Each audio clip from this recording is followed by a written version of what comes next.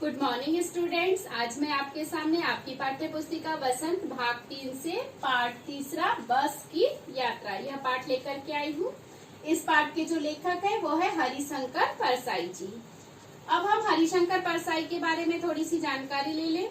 हरिशंकर परसाई जी का जन्म 22 अगस्त 1924 ईस्वी को मध्य प्रदेश में होशंगाबाद गांव में हुआ था। ये एक प्रसिद्ध व्यंग्यकार थे। इन्होंने गद्य और पद्य दोनों विधाओं में रचनाएं की है।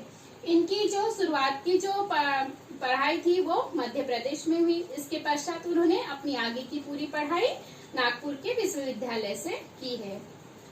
इनके जो प्रमुख कहानी है हंसते हैं रोते हैं, दो नाक वाले लोग, जैसे उनके दिन फिरे, और उनके प्रमुख उपन्यासों में से है ज्वाला और जल, तट की खोज और नागफनी की कहानी इत्यादि। तो आज हम देखते हैं कि हरिशंकर परसाई जी ने जो अपनी बस की यात्रा बताई है, यानी एक ये बस की यात्रा क्या है, एक व्यंग्य कथा है। व्यंग्य कथा यानी जो किसी बात को कहानियों के द्वारा नहीं, किसी बात को जब समझाया जाता है तो उसको हंसी मजाक करते हुए समझाया जाता है। यानी किसी बात को अगर हमें व्यक्ति को समझाना है तो उसको थोड़ा हंसी मजाक करके अगर समझाए तो आगे वाला व्यक्ति उस बात को बुरा नहीं मानता। तो ये जो पाठ है लेखक ने अपने जीवन में जो उनके घटित हुई है उसी कहानी को एक व्यंग्य के रूप में प्रस्तुत किया है।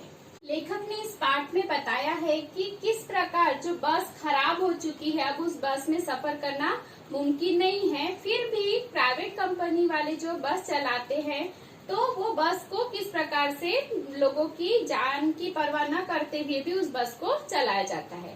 तो ये बस में जो यात्री सफर करते हैं तो उनकी जान का तो खतरा ही है, और साथ ही साथ वो बस का भी कुछ भी हो सकता है। तो लेखक ने बताया है कि जो बस को नहीं चलाना चाहिए फिर भी प्राइवेट कंपनी वाले अपने पैसों के लिए, अपने मुनाफे के लिए उस बस को चलाते हैं, और लोग उस पे सफर भी कर रहे हैं क्योंकि उन्हें समय पे कहीं पहुंचना है। तो मजबूरी बस जो लोग इस टूटी फूटी बस में जो सफर कर रहे हैं और उससे क्या सामना करना पड़ता है, उससे क्या परेशानी होती है, वही चीज हम इस पाठ में देखने वाले। तो इस पाठ में हम जो पॉइंट्स देखने वाले हैं उसके बारे में देख लें। पहला है यात्रा का कारण, कि लेखक क्यों यानी क्या रीजन था, क्या कारण था कि इस टूटी फूटी बस में यात्रा करने चले गए थे। दूसरा है बस की स्थिति, इसमें बताया लेखक ने कि बस की स्थिति कैसी थी। तीसरा है यात्रा के अनुभव, और यात्रा के दौरान जो अनुभव महसूस करे लेखक ने उसके बारे में भी यहाँ बताया है। उसके बाद आधे रास्ते में बस खराब हो जाती है, तो बस खराब होने के बाद में बाकी की यात्रा कैसे होती है, ये सारी चीजों का विवरण बस की यात्रा इस पाठ में लेखक ने किया है। तो चलिए अब हम आगे देखते हैं, पाठ की शुरुआत करते हैं कि लेखक ने यात्रा क्यों करी इस टूटी फूटी बस में।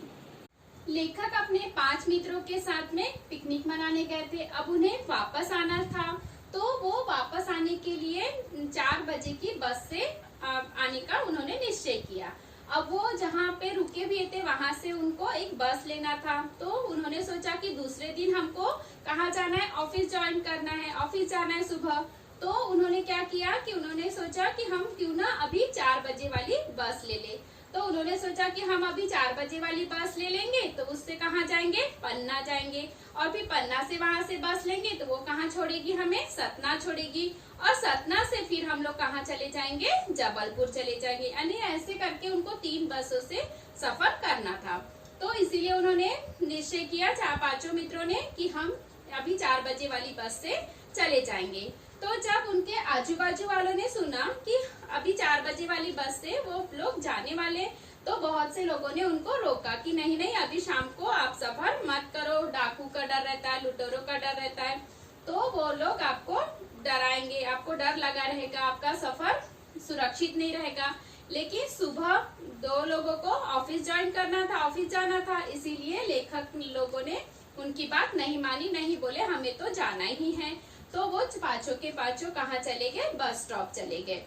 अब जब वो बस स्टॉप पहुंचे तो बस स्टॉप में देखा उन्होंने जो बस की हालत है, जो बस को देखा तो एकदम से वो 5 मित्र हक्का बक्का रह गए, आश्चर्यचकित हो गए कि हम लोग सफर करेंगे तो ये ऐसी टूटी फूटी बस में, इस बस की तो हालत भी नहीं है कि ये हमें आगे का सफर करवाए, इसे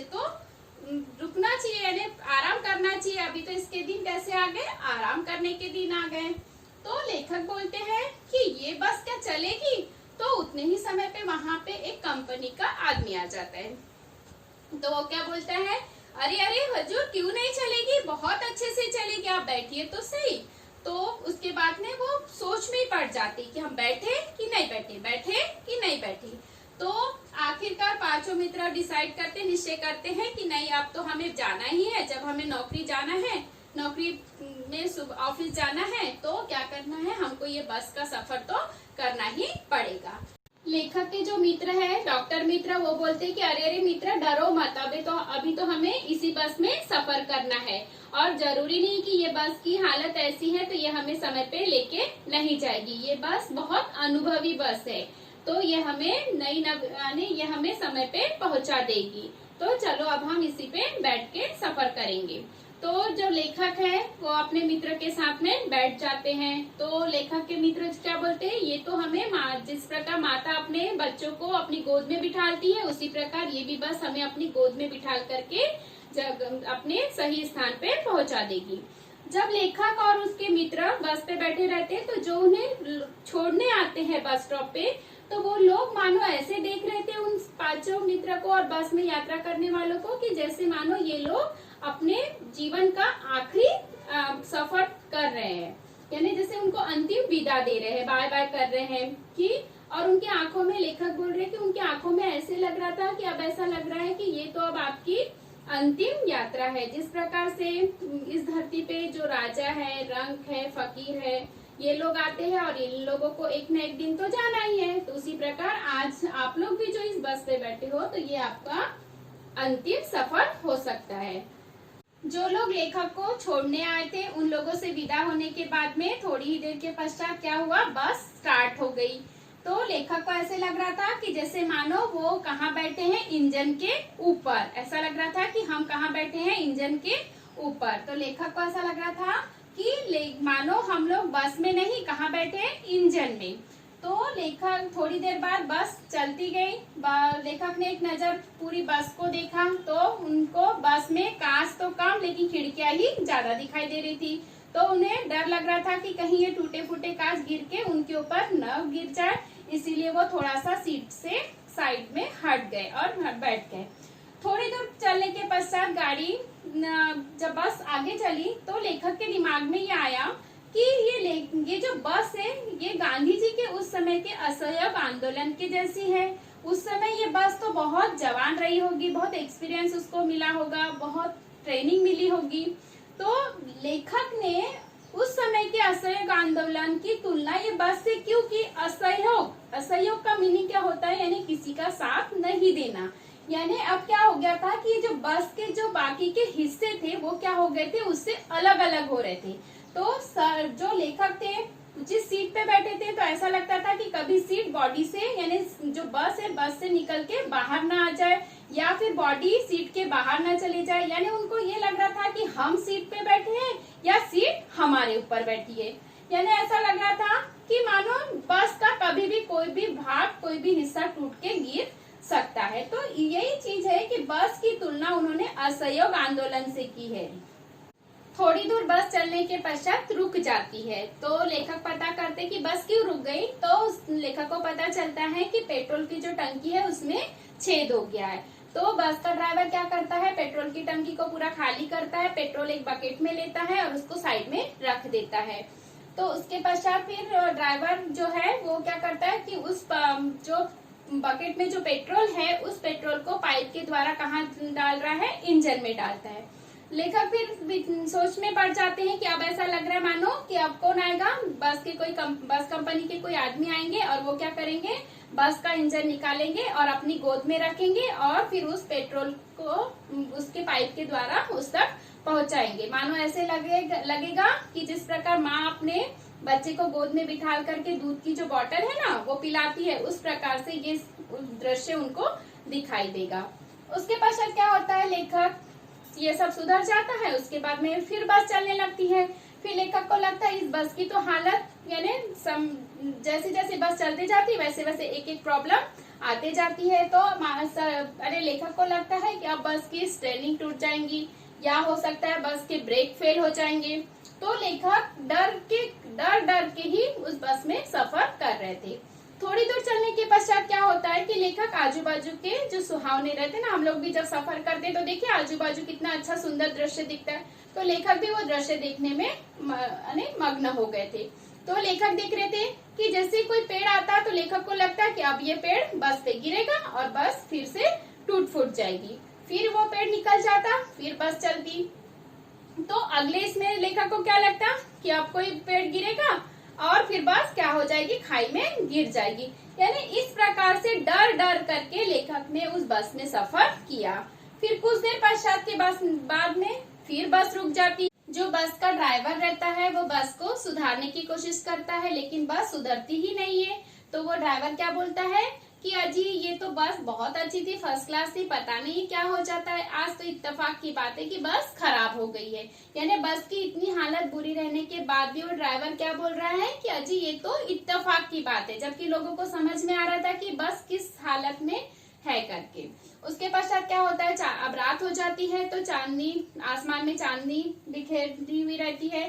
तो ये बस को वृक्ष के नीचे रोक दिया जाता है और वहां पे ड्राइवर जो है वो बस को सुधारते रहता है, उसका इंजन सुधारते रहता है। तो लेखक फिर कल्पना करते हैं कि मानो ऐसा लग रहा था कि कोई बूढ़ी स्त्री थक करके उस पेड़ के नीचे बैठ गई है, और इस बस को देख करके कहीं हमें ही ग्लानि, हमें ही दुख हो रहा था कि हम इतनी बूढ़ी बस पे क्यों सफर कर रहे हैं, इसे तो हमें आराम करने देना चाहिए, हम ही लोग गलत है जो हम इस बूढ़ी बस पे सफर कर रहे हैं। इसके पश्चात क्या होता है, इंजन सुधर जाता है, ड्राइवर इंजन को कैसे भी करके सुधार लेता है, फिर बस चल पड़ती है। कुछ दूर चलने के पश्चात फिर क्या होता है, बस का एक लाइट बंद हो जाता है। अब बस की जो दूसरी लाइट थी वो भी थोड़ी धुंधली थी, तो बस फिर भी चले जा रही थी, एक साइड से एक किनारा करके बस को ड्राइवर लेके जा रहा था। और जो भी पीछे से बस या कोई गाड़ियां आती थी तो बस क्या करती थी, अपने आप को साइड में कर लेती थी और दूसरी गाड़ियों को बोलती थी कि जाओ, आप जाओ पहले, मैं आऊंगी पीछे से। उसके बाद क्या होता है, धीरे धीरे चलने के गाड़ी की स्पीड भी कम हो जाती, क्योंकि रोशनी नहीं थी और रात अंधेरा था, तो चांदनी का जो उजाला था उसी इसमें बस को ड्राइवर लेके जा रहा था, बहुत स्लो स्पीड में, यानी धीरे इसमें। उसके पश्चात क्या होता है, कुछ दूर जाने के पश्चात बस का जो टायर रहता है वो एक टायर फिर से फूट जाता है। फिर क्या होता है, गाड़ी की स्पीड तो कम थी, अच्छा हुआ कि गाड़ी की स्पीड कम थी, अगर स्पीड ज्यादा रहती तो क्या होता, वो बस नाले में गिर जाती और सारे लोग मर जाते। तो लेखक वही कल्पना करते हैं कि यम क्या बोलता कि तुम लोग ने गाड़ी का टायर तो नहीं सुधारा, लेकिन एक टायर के लिए उन्होंने अपने प्राण त्याग दिए।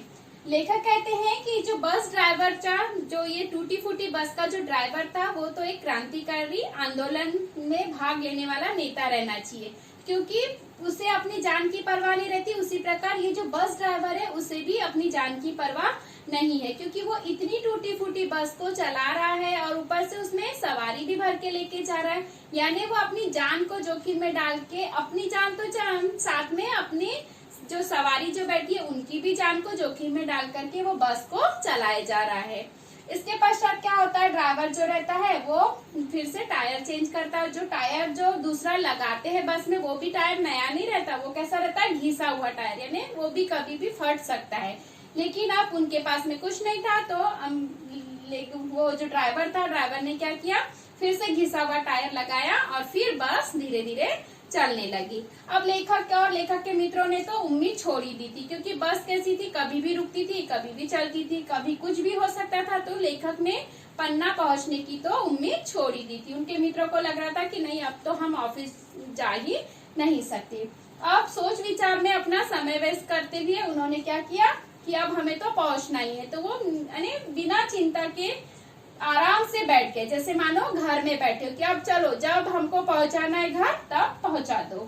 इसी चिंता में अब सारे लोग फ्री यानी क्या हो गए थे, निश्चिंत हो गए थे।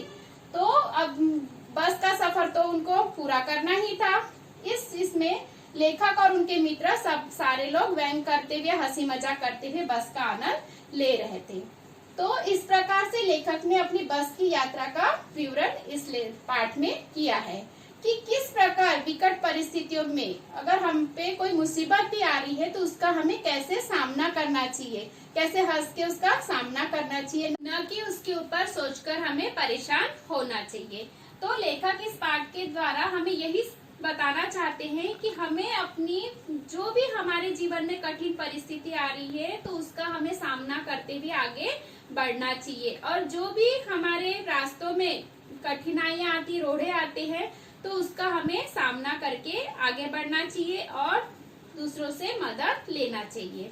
तो समझ में आया आपको? बस की यात्रा हरिशंकर प्रसाद जी द्वारा रचित यह एक व्यंग्य कथा थी, जिसमें लेखक ने अपने जो बस यात्रा के अनुभव को व्यक्त किया है।